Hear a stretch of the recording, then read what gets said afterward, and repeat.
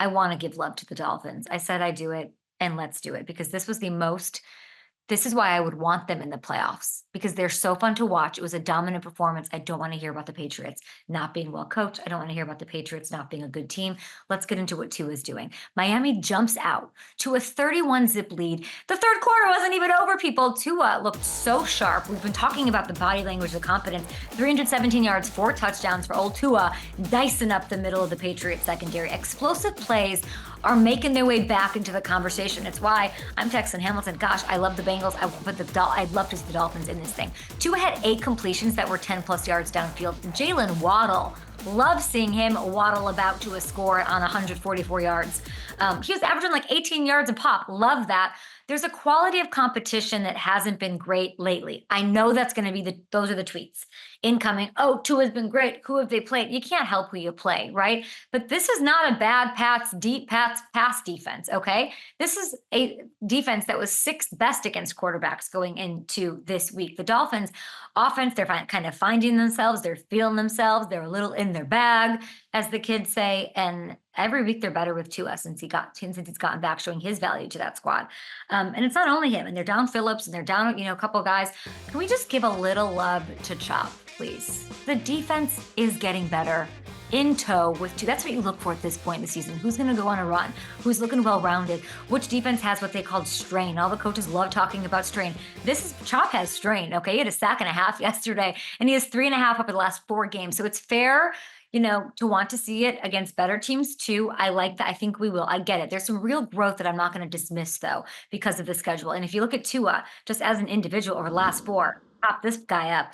A game against the Bills and Rams, mind you, by the way, Tua's 4th in the league in passing, 10 touchdowns, 1 pick, leads the league in completion percentage, second to only Lamar in passer rating over that span.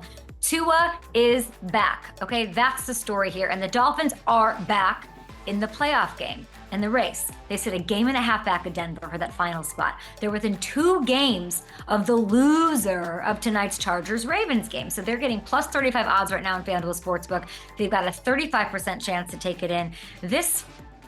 And Hammy, I know we're going to bump out here because we got a big show. We got Luke Kuechly, we got Kevin Clark. And I did text you yesterday and you go, that means, the Bengals, the Broncos, all that.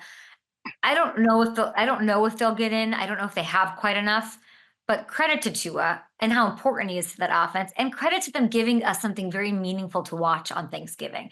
Because this Turkey Day with this Packers, and I'm going to be at some buffet somewhere in the world just crying, got some juice to it, okay? I need some juice. I need some gravy. And if they win that one, those chances go up quite a bit.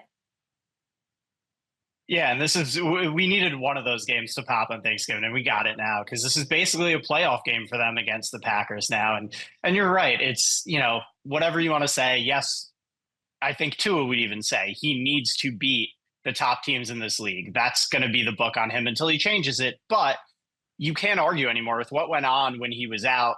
You can't argue how valuable he is to this team, and you can't tell me that he's not a good quarterback after seeing what this team has looked like without him and just how he elevates a lot of the pieces around him. This is the game I want to see. We have Shrifty, our New York fan. Anytime New York comes up, Shrift's got something to say, and he's not excited about the Giants game. I think a lot of people aren't excited about that. So at least we've got this with big stakes on both sides. Can the Packers keep it going? All eyes on Jordan Love. We're going to get to that right here on the show. Quick break.